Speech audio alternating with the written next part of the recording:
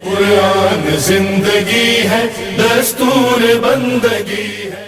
اعوذ باللہ من الشیطان الرجیم، بسم اللہ الرحمن الرحیم، الحمد للہ والسلام علی اہلہا۔ امام معصوم کا فرمان ہے، لکل شیء ربیع وربیع القرآن شہر رمضان۔ ہر چیز کے لیے ایک بہار کا موسم ہوا کرتا ہے، اور ماہ مبارک کے رمضان قرآن کریم کے لیے بہار کا موسم ہے۔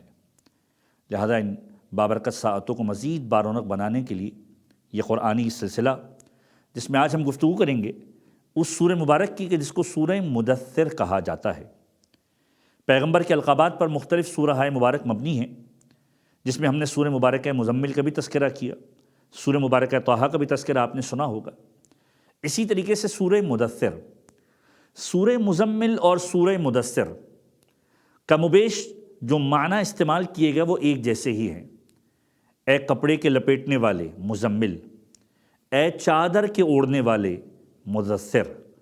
مدثر کے نام کے اعتبار سے ہی، یا ایھا المدثر قم فانذر، کھڑے ہوئیے اور تنبیہ کیجیے۔ مدثر نام کے اعتبار سے ہی اس سورہ مبارک کا نام مدثر رکھا گیا۔ یہ وہ سورہ ہے کہ جو ترتیب کے اعتبار سے قرآن مجید کا 74 سورہ ہے، 74واں سورہ ہے۔ مکہ مکرمہ میں نازل ہوا، 56 آیتوں کے اوپر، 56 آیتوں کے اوپر مشتمل ہے، اور 2 رکوع ہیں اس کے اندر۔ یہ وہ سورہ ہے کہ جو ابتدائی ایام جو اسلام کی تبلیغ کے تھے، تو پیغمبر کو پروردگار عالم باقاعدہ طور پر اس انداز سے ٹرین کر رہا تھا کہ رسول آپ نے کس انداز سے تبلیغ کرنی ہے۔ پروردگار عالم نے وہ فلسفی، وہ طریقہ کار پیغمبر کو سمجھانے کی کوشش کی کہ پیغمبر، مبلغ کے لیے ضروری کیا ہے؟ انداز تنبیہ، آپ کے تنبیہ کرنے کا انداز ایسا ہونا چاہیے کہ جن کے اوپر اثر کرے۔ اور مبلغ اگر تبلیغ کرنے کے لیے جا رہا ہے تو سب سے پہلی چیز جو اسے انجام دینی ہے وہ خدا کی کبریائی کا اعلان ہے کہ اللہ سے بڑا کوئی نہیں ہے۔ دوسری چیز طہارت، اے رسول اپنے آپ کو پاک و طاہر رکھیے گا، آپ کی ذات دوسروں کے لیے نمونہ ہونی چاہیے، اور اپنے آپ کو نجاستوں سے دور رکھیے گا، کیونکہ آپ کی ذات لوگوں پر اثر کرنے کے لیے ہے۔ اور جب کچھ سمجھائیے تو احسان نہ جتلائیے گا۔ بعض اوقات نیکی کر کر انسان احسان کر کے ساری چیزوں کو برباد کر دیا کرتا ہے۔ پھر فرمایا، اے حبیب اگر یہ ساری چیزیں کی، اس کے بعد صبر سے کام لیجئے گا، اور پھر پروردگار عالم پر اسے چھوڑ دیجئے گا۔ بنیادی طور پر پیغمبر کو بھی پیغام دیا گیا، اور رہتی قیامت تک کے لیے جو افراد تبلیغ کی ذمہ داری کو انجام دے رہے ہیں انہیں سمجھایا گیا، خدا کی کبریائی اس کا اعلان کرو، اپنے آپ کو پاک و صاف رکھو، نجاستوں سے دور رہو، احسان نہ جتلاؤ، اور صبر سے کام لو۔ اور پھر پروردگار عالم اس انداز سے مخاطب ہوا ان لوگوں سے کہ جو حق کا انکار کرتے ہیں، قیامت کا دن آئے گا، سور پھونکا جائے گا، وہ دن بہت بھاری ہوگا تم پر۔ اور اس کے بعد قرآن کریم کی آیتیں اس شخص کی مذمت کرتی ہیں کہ جس نے پیغمبر کے خلاف مکے کے اندر کیمپین کی۔ جب پیغمبر تبلیغ کے مرحلے میں آئے اور لوگوں کے سامنے آ کر اعلان رسالت کیا، ابو سفیان اور کفار قریش جمع ہوئے۔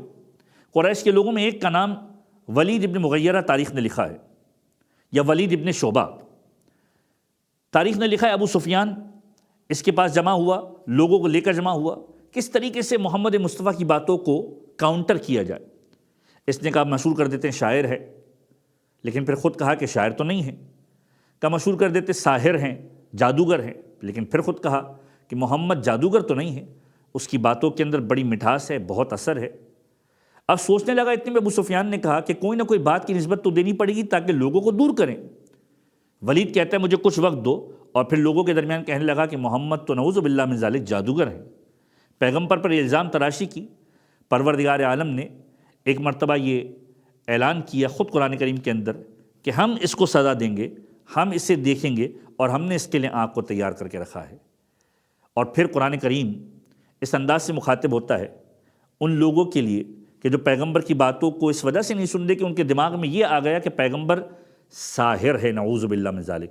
پروردگار عالم نے چاند کی قسم کھائی، رات کی قسم کھائی، دن اور دن کی روشنی کی قسم کھائی کہ محمد کی باتوں میں کسی مقام پر بھی جادو نہیں ہے، بلکہ یہ کلام بشر نہیں ہے، خدا کا کلام ہے۔ اور پھر قرآن اس انداز سے مخاطب ہوتا ہے کہ روز قیامت اصحاب یمین سکون کے اندر ہوں گے، باقی سارے افراد اپنے اعمال کی سزا بھگت رہے ہوں گے۔ امام باقر کا فرمان ہے اصحاب یمین سے مراد ہمارے شیعہ ہیں کہ جو روز قیامت ہمیں اہل بیت سے محبت کرتے ہوئے آئیں گے، پروردگار کی بارگاہ میں امن و سکون کے اندر ہوں گے، اور جو شخص ہم سے دشمنی رکھتا ہوگا اہل بیت سے، وہ اپنے اعمال کی قید کے اندر گرفتار ہوگا۔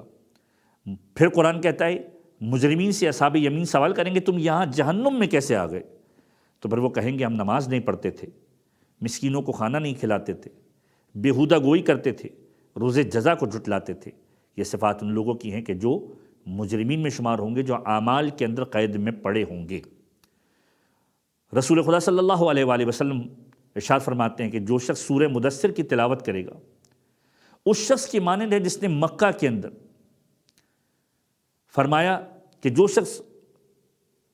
شخص سورہ مبارکہ مدثر کی تلاوت کرے گا اس شخص کو وہ ثواب ملے گا کہ جس شخص نے بھی مکہ کے اندر اور مدینہ کے اندر پیغمبر کی تکذیب کی، اس کے برابر 10 نیکیاں پروردگار عالم اسے عطا کرے گا جو شخص سورہ مدثر کی تلاوت کرے گا۔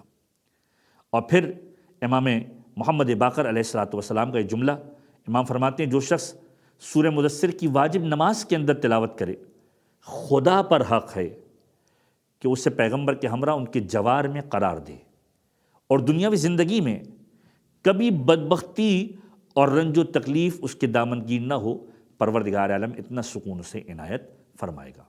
پروردگار عالم کی بارگاہ میں دعا ہے کہ پروردگار قرآن کو پڑھ کر اس پر عمل کرنے کی توفیق عنایت فرمائے۔ قرآن پڑھو، قرآن پڑھو۔